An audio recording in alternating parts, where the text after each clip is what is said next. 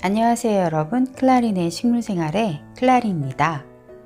벌써 2021년도 3월이 시작되었어요. 해마다 느끼는 거지만 1월, 2월은 정말 눈 깜짝할 사이에 지나가는 것 같습니다.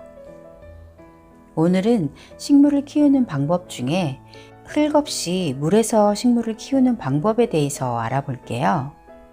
제가 씨갈못이었을 때는 수경식물로 키우는 식물이 별도로 있는 줄 알았는데 수년 동안 식물을 키워보니 대부분의 식물은 다 수경으로 가능합니다. 다만 식물을 키우는 집사의 관리 소홀로 식물이 죽을 수는 있는 것 같아요. 수경으로 식물을 키우는 방법은 두 가지가 있는데요. 수경과 반수경이 있습니다. 오늘은 1편으로 수경에 대해서 알려드릴게요. 수경으로 식물을 키우는 방법은 매우 간단한데요. 말 그대로 물에서 식물을 키우는 것이에요. 물속에는 식물에게 필요한 영양소가 없기 때문에 주기적으로 식물 전용 영양제를 물에 타서 흡수할 수 있도록만 도와주면서 키우면 됩니다. 자, 그럼 어떨 때 수경으로 식물을 키우면 좋을까요? 지금부터 말씀드리는 6가지에 해당하신다면 수경으로 식물을 키워보시면 좋을 듯 합니다.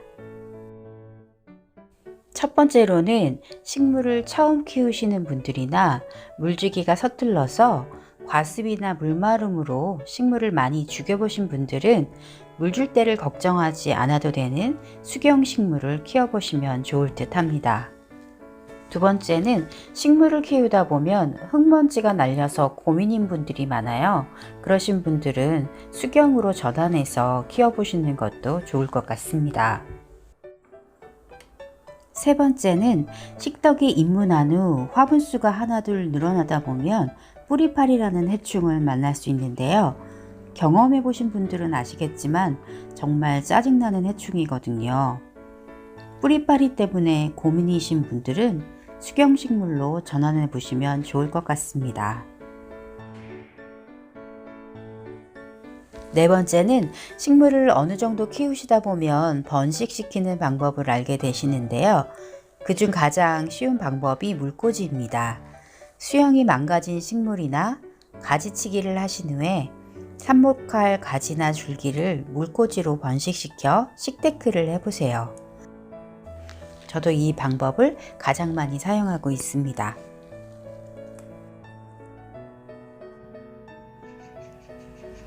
다섯 번째는 식물들이 이유 없이 시들시들하거나 뿌리가 물러서 재기능을 못하는 식물들을 심폐소생시킬 때 수경으로 전환해서 새 뿌리가 자라도록 도와줍니다.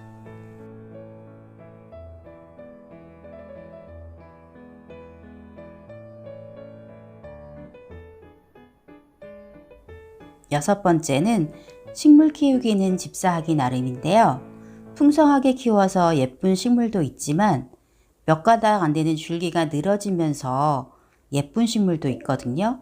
저처럼 타이니한 식물을 키우는 걸 좋아하시는 분들은 수경으로 뿌리를 내려서 키우시다가 소형 화분으로 옮겨 심어주시면 타이니한 식물이 재탄생하게 됩니다.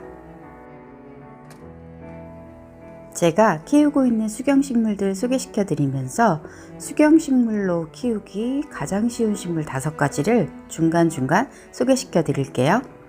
먼저 첫 번째로 스킨답서스입니다. 안 키우는 사람은 있어도 한 개만 키우는 사람은 없는 대표적인 식물인데요. 성장세가 좋아서 수영을 정리하다 보면 수경으로 키우게 됩니다. 주방부터 해서 집안 곳곳에 배치가 되어 있을 정도로 번식력이 뛰어나고 죽이기가 더 힘들 정도로 음지에서도 잘 자랍니다.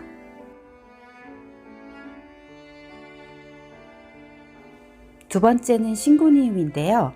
저는 싱고니움은 다글다글해야 예쁘더라고요. 위로 계속 뻗어 자라는 줄기들을 자라는 족족 줄기를 잘라서 번식을 시키는데요. 번식도 잘 되고 수경으로도 너무 잘 자랍니다. 이렇게 수경으로도 키우고 반수경으로도 키우는 중이에요.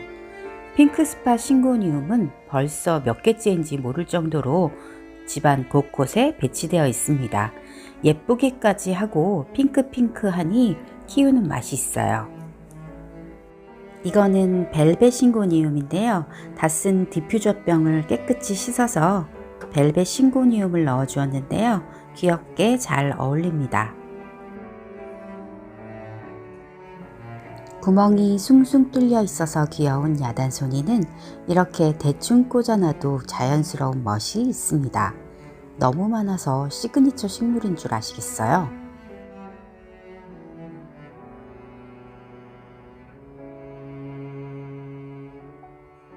잎이 마른 생선뼈 선인장을 버리지 않고 물에 콕 심어 놓았는데요.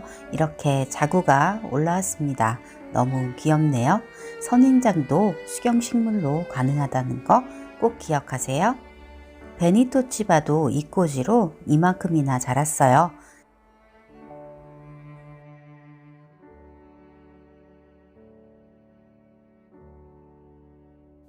세 번째는 아이비인데요. 수경식물 키우기에 빠지면 서운하죠.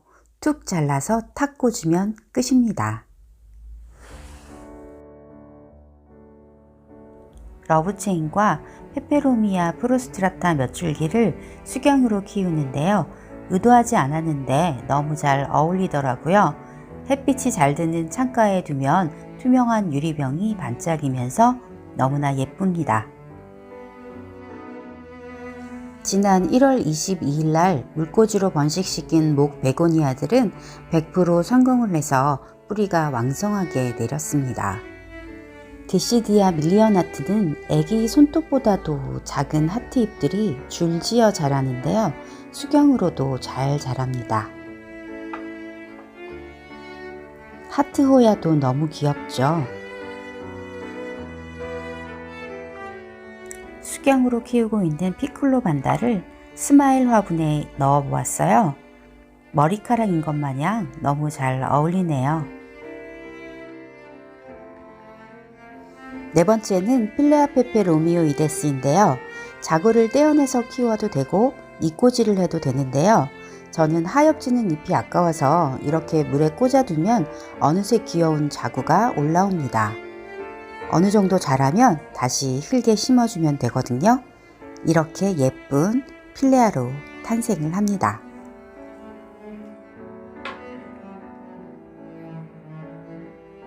얼마 전에 세네시오 퍼플바인 화분을 떨어뜨려서 길게 자란 줄기가 꺾였어요.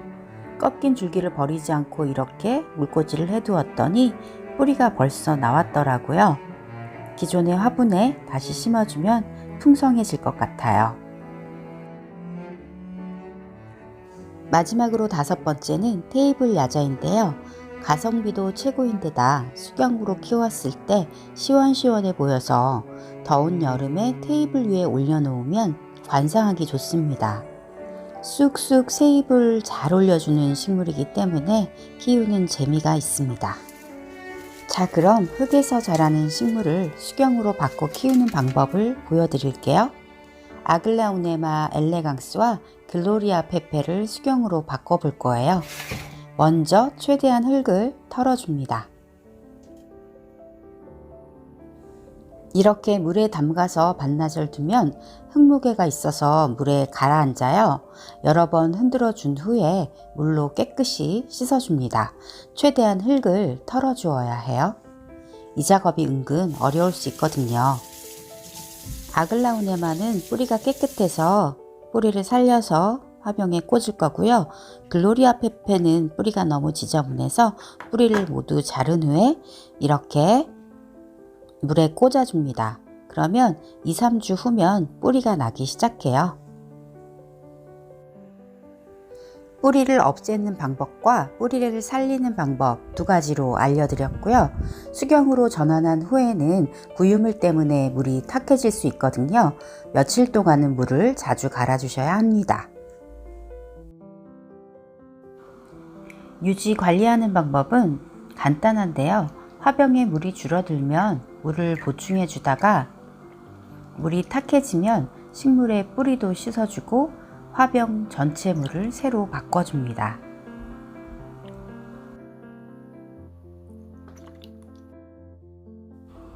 영양제는 2주에 한 번 정도 주시면 좋은데요. 다이소에서 파는 수용성 영양제 한두 방울 떨어뜨려 주셔도 되고요. 저 같은 경우는 2리터 물에 맥시그로우를 베스킨 라빈스 스푼으로 한 스푼 깎아 넣으면 2.5g이거든요. 한 스푼을 희석해서 물 전체를 갈아준 후에 이틀 뒤에는 물을 다시 새물로 바꿔주고 있습니다. 오늘은 수경식물 키우기에 대해서 알아봤어요. 봄까지는 건조한 날씨가 계속되니 실내 습도를 높여줄 수 있는 수경식물로 식물 키우기에 도전해 보시면 좋을 듯 합니다. 오늘 영상이 도움이 되셨다면 구독, 좋아요, 알림 설정 부탁드리고요. 여기까지 클라린의 식물 생활이었습니다. 안녕.